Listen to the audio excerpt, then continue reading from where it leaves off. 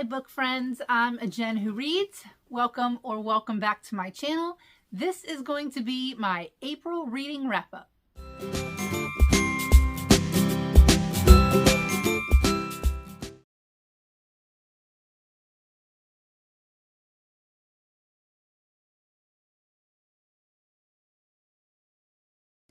Overall, the month of April was a good reading month for me. I read 7 books and only one of them was 5 stars. But overall, it was still a good reading month. So let's jump into what I read, starting with the lowest rated books. I started out the month with the second novella in the Shatter Me series, and I gave it a 2 stars. And the reason I gave it a 2 stars was because of this. So Unite Me is a novella, but it's actually a novella with 2 novellas in it. So the first one was Destroy Me, and the second one was Fracture Me. So Fracture Me is the one that I read. The first novella was interesting because it was from somebody's point of view that we did not get to see during the novel that came before it.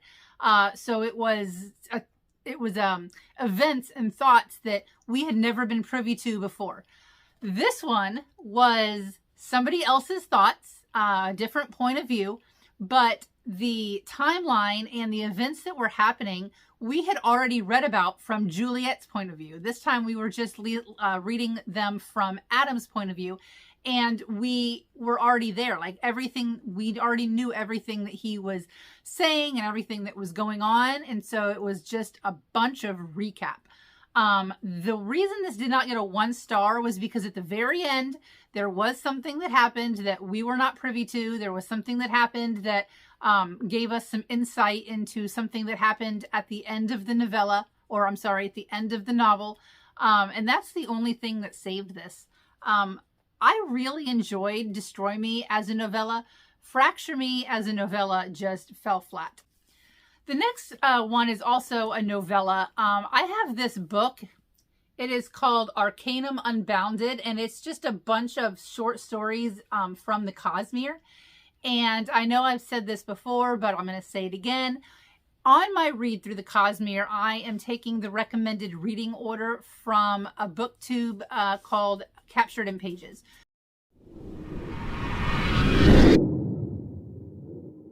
So if you are interested in the reading order that I'm going through, go on over to that page and find his video, and he can tell you his recommended order of reading all of the books in the Cosmere. So after reading Elantris, which I gave a 5 stars, the next thing that was recommended was a novella called Hope for Elantris. And this was from the point of view of somebody named Matisse. And it was her point of view of what was happening where she was at the time of the battle during Elantris. And it was just kind of neat to see something else that was going on, another perspective, another point of view during this big battle in Elantris. This as a novella, I gave a 3 stars to, and only because it's a novella. Like, it's kind of hard to rate something that was only like 25 pages. However, after the novella, after Hope for Elantris, Brandon Sanderson wrote a postscript about what inspired this story, and the character of Matisse was actually inspired by a real life person, his wife now, but it was his girlfriend at the time. It was a student of hers. And let me tell you, that's the only postscript I've ever read that made me cry. It was like 2 pages and I was sobbing. Definitely, even though I gave it a 3 stars, I highly recommend it. Anything in the Cosmere that I've read so far, I highly recommend. The only reason that I gave it a 3 stars was because it was so short. All right, the next read was one that I was really looking forward to. It was a highly anticipated read, and that is Butcher and Blackbird. I've seen this all over the place. It was highly anticipated. I got this copy from Book of the Month. Going into it, there were 2 pages of trigger warnings. And so that actually made me excited because not all of the trigger warnings were sexual. Like, some of them were cannibalism and accidental cannibalism. So I was really excited to see what this book was about. I only gave it a 3 stars though. I feel like the 2 pages of trigger warnings and like warnings were just there for shock value. Really, none of them were that bad. There was only one scene that made me a little bit like queasy, and it had to do with like a kitchen utensil and like somebody's skin, but it was very, very quick.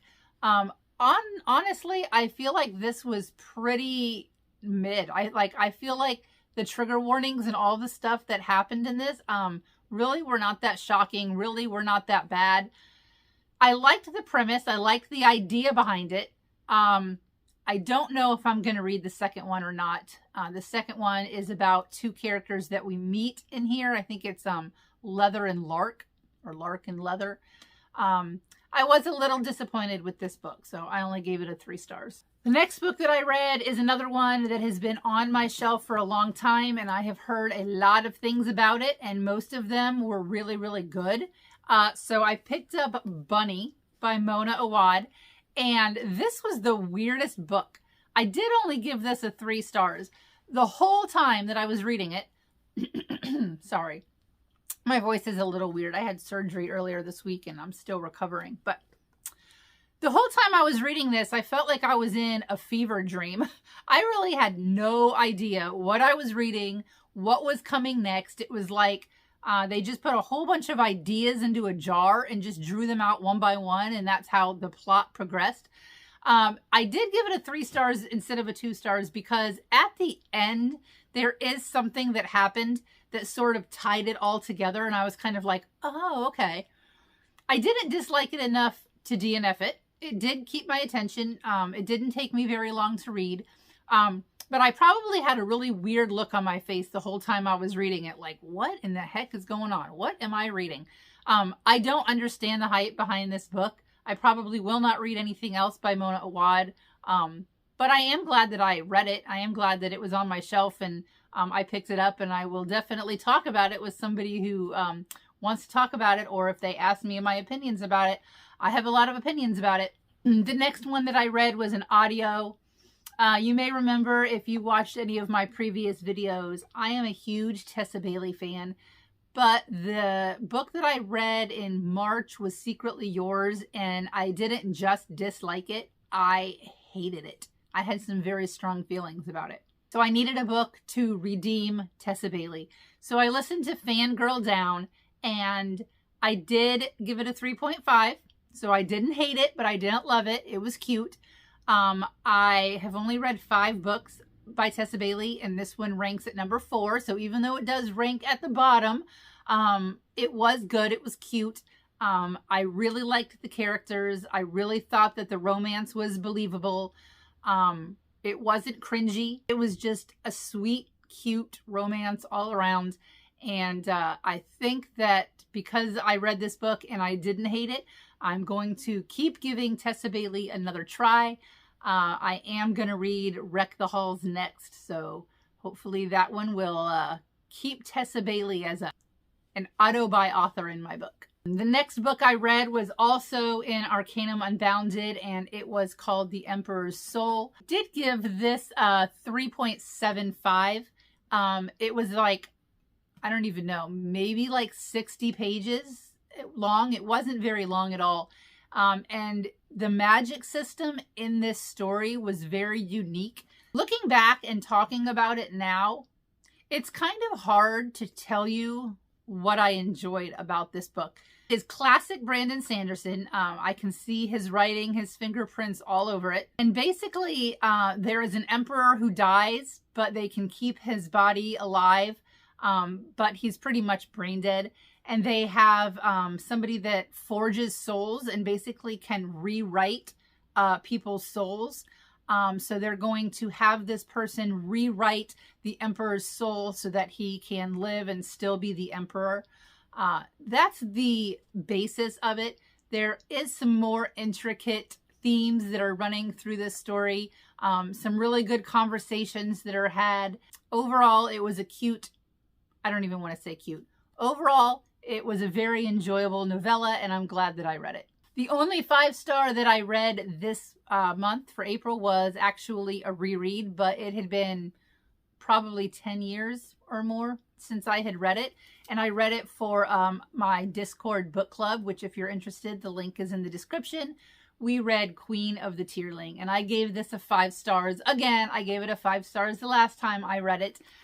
Something that I love about this book is this is a book where you believe it is set in the past, and then little hints and little words that they use kind of make you second guess what you're reading and where the story is taking place, where the time period is.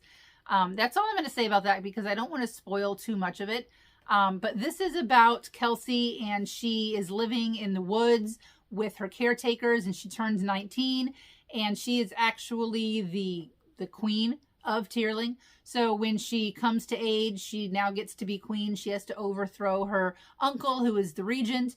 People are trying to kill her. There's some weird magical jewelry involved.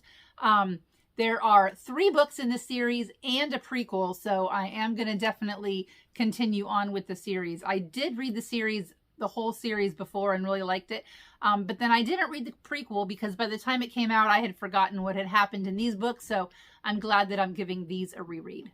And unfortunately, I have a DNF this month, and it's a big surprise. I absolutely devoured, loved, can't talk enough about the Folk of the Air trilogy, which is The Cruel Prince, The Queen of Nothing, and The Wicked King by Holly Black. So I was really excited to get to The Stolen Heir, and I struggled. That's how far I got. I don't even know how far that is. That's how far I got before I put this book down. Nothing was gripping my attention. The only thing that I liked about this book is the atmosphere. The aesthetics are amazing. I love that this is a fae world with creatures that are not always pleasant. They're ugly and they're conniving and they are not the foofy, cute little, creatures that we grew up reading about. I was very disappointed in this book, and the most frustrating thing about this book is that I cannot tell you why I DNF'd it. I cannot tell you why I didn't like it, other than the fact that the whole time I was reading it, I was bored out of my mind. I never wanted to pick it up.